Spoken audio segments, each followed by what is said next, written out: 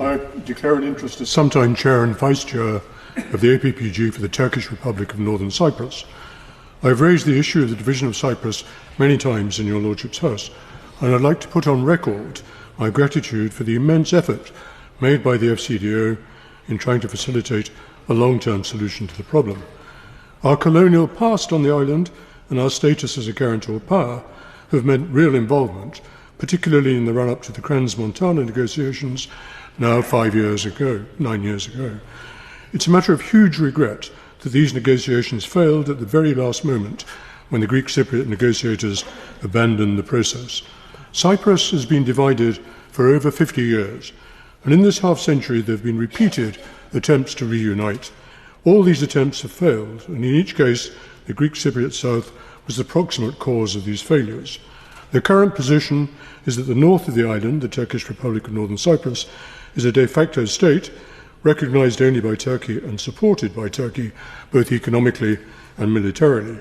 Northern Cyprus is isolated and under embargo. In 2017, after the last-minute failure of the Crans-Montana negotiations, the then incoming TRC president took the quite understandable view that more negotiation would be a waste of time unless there were to be formal recognition of the TRNC as a separate state.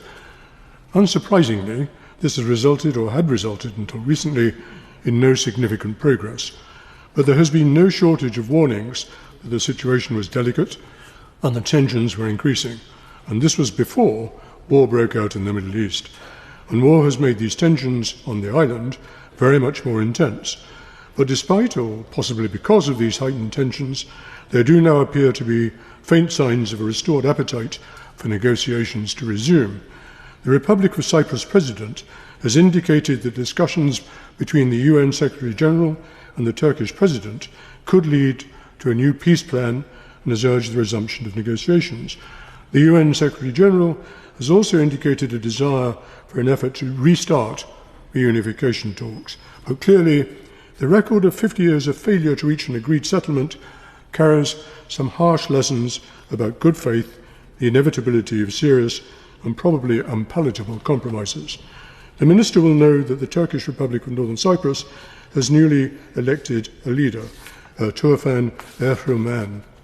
On April the 28th Mr. Erhruman said that the question that needs to be asked is this: is there anyone who truly believes that a solution on the island can be achieved by ignoring the existence of the Turkish Cypriot people? And he went on to say, as to our position, guided by the will of our people for a solution, we are here, resolute and determined, with patience, composure, and a serious sense of purpose. My Lords, for many decades, the people of Northern Cyprus have lived unrecognised, disadvantaged and embargoed, deprived of access to international capital, and now facing wars in the region and the likely consequences of those wars.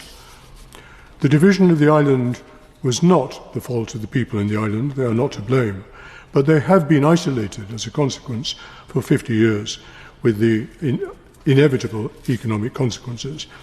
It may be that the changes to the geopolitics of the region, shifting of alliances and the arrival of newly elected politicians present an opportunity for progress. This is what Ursula von der Leyen had to say about the situation.